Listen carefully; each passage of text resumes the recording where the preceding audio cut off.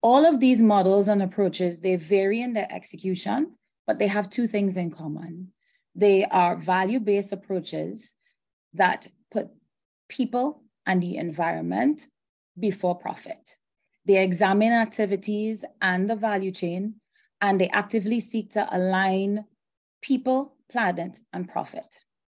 I think the second thing that they have in common is that our project stakeholders today subscribe to these models with the projects that they have.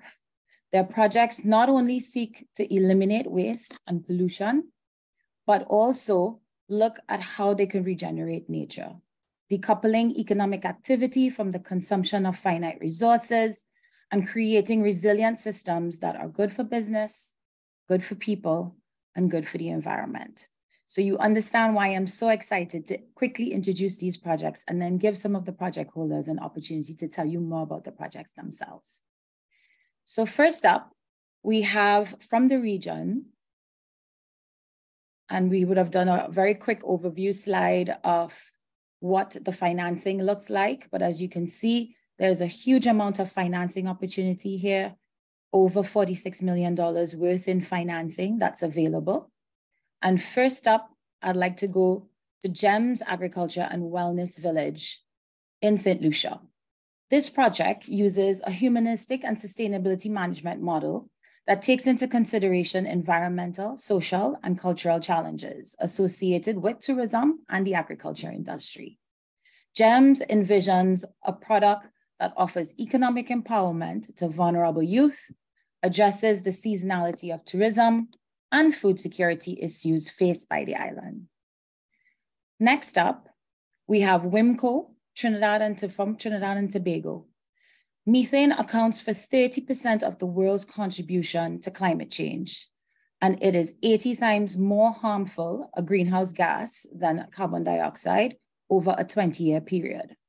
This innovative solution that is born in the region proposes the repurposing of vented methane as a source of power to provide carbon negative Bitcoin mining as a viable, profitable, and scalable way to have significant climate impact. The project is already underway with a methane pilot to be delivered within 90 days and 10 megawatts of methane capture power conversion to be delivered in 2023.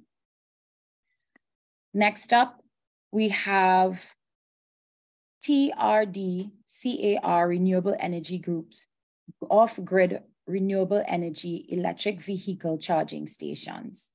This project, also out of Trinidad and Tobago, proposes a PV off-grid with 10-day autonomy BESS for Tobago at tourist destinations.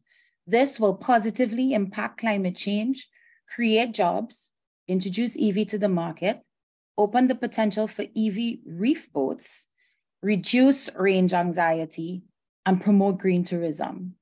The potential exists to reduce 47,000 plus metric tons of CO2 equivalent per year and replacing 875 internal combustion vehicles per year, moving Trinidad and Tobago 5.77% of the way towards its transportation sector renewable energy goals.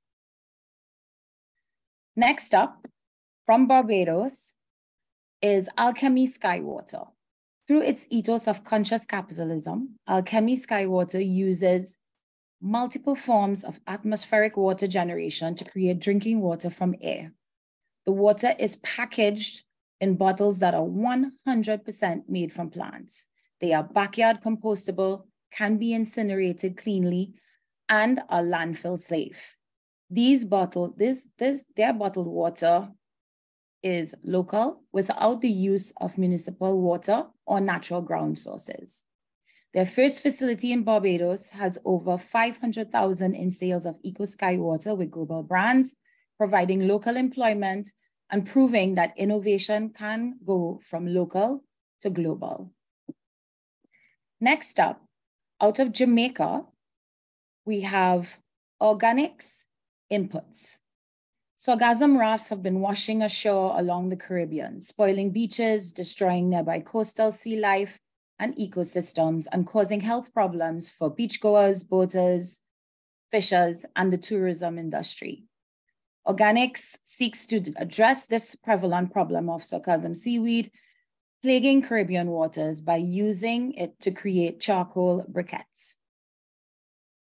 Next up, we have out of the US Virgin Islands, Secosystems. Secosystems delivers sustainable solutions using deep ocean water to help island and coastal communities reach their full potential in the blue economy.